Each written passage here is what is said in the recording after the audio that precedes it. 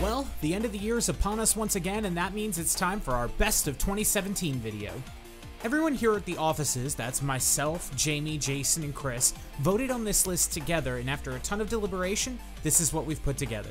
Before we jump into this list proper, I want to start by giving an honorable mention to PlayerUnknown's Battlegrounds. Now, I know I've only barely pulled myself off the cross you guys nailed me to for doing a first look about a buy-to-play game. Still, it's impossible to ignore the impact that PUBG has made on the online gaming space. From Ark to Fortnite, a ton of games have since tried to replicate the formula that PUBG brought to the gaming mainstream with varying levels of success. With those honorable mentions though, we have to take a moment to acknowledge the games that are no longer with us. Cloud Pirates hit the scene at the end of 2016 and had a ton of promise. The game was visually appealing, had decently fun gameplay mechanics, and could have been something great.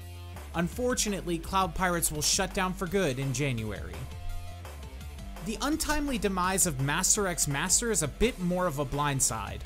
With its interesting mashup of original characters and NCSoft properties, a full single-player campaign, and a bevy of multiplayer modes, MXM had a lot to offer. Unfortunately, the sum of all its moving parts wasn't enough to keep it afloat amidst the tide of MOBAs overtaking the market. With the formalities out of the way, let's dive into the list proper. Here are the best free-to-play games of 2017. Our number 10 game, Gigantic, is one we've been raving about for a while. The hype surrounding this game finally built to a climax with Gigantic's official release in July after landing a partnership with Perfect World Entertainment. Delays in its launch may have hampered it, and it currently lacks a dedicated competitive mode, but the core game is so enjoyable that it has more than earned this spot on the list. Our number 9 game takes us from the fantasy battlefield of Titans to the cardboard battlefield of the gods. Hand of the Gods, formerly known as Smite Tactics, has certainly made a splash this year.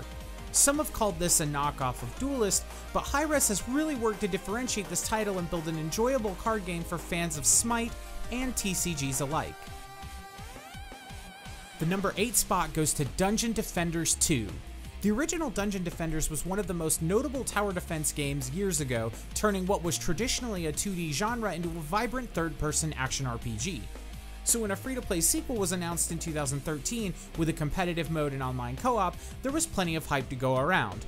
Like Gigantic though, the years of development and open testing meant that Dungeon Defenders 2 released with little fanfare.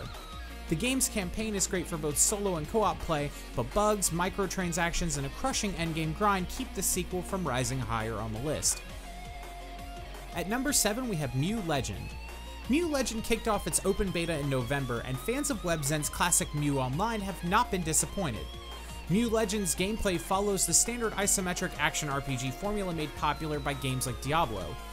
This game is no Path of Exile by any stretch of the imagination, and unfortunately its subscriptions are absolutely pay to win, but the game can still be enjoyed without spending a dime, and definitely should be if you're a fan of the genre. Sticking with the dungeon crawling theme, we have Kritika slashing its way to number 6. Kritika is a competent arcade brawler in the style of Dungeon Fighter Online and Dragon's Nest, and offers plenty of challenge with boss fights and raids. Multiple jobs and subclasses give lots of different playstyle options and variety across multiple characters. If you're a fan of beat-em-ups, you definitely need to be playing Kritika. Number 5 on our list is Gwent, the incredibly popular minigame from The Witcher 3 turned into a full standalone multiplayer game. Since its release into open beta, the game has seen a launch on both PlayStation 4 and Xbox One, as well as a competitive tournament happening this month. Gwent's 3-lane field, lack of resources, and unique gameplay flow offer something completely different from other digital card games, and deserves a look if you enjoy the Witcher series.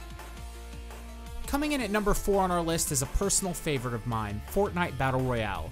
Playing off the success of PUBG this year, Battle Royale offers a free-to-play alternative that actually runs on console. Immense 100-player action combined with the environment building and destruction of Fortnite make for an incredibly exciting and colorful experience. You can even queue up with friends for squad matches, and joining a new game after being eliminated is lightning fast. Battle Royale is a must-play for shooter fans. If you're looking for something a bit more personal, however, then look no further than our number 3 game, Brawlhalla. Brawlhalla offers a Smash Bros. Style experience for PC and PlayStation owners that does not disappoint. With a big focus on mechanical understanding and combos, Brawlhalla matches are fast, fun, and extremely competitive. You can dive into 1v1 ranked modes or a more casual 4-man free-for-all.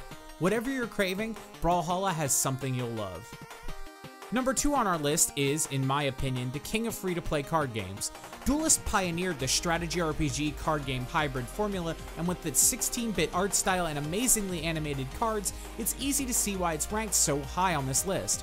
Since the game went into open beta, it's landed a partnership with Bandai Namco and has introduced 2 new expansions. There are talks of a possible console release on the horizon for Duelist, and I personally cannot wait for that.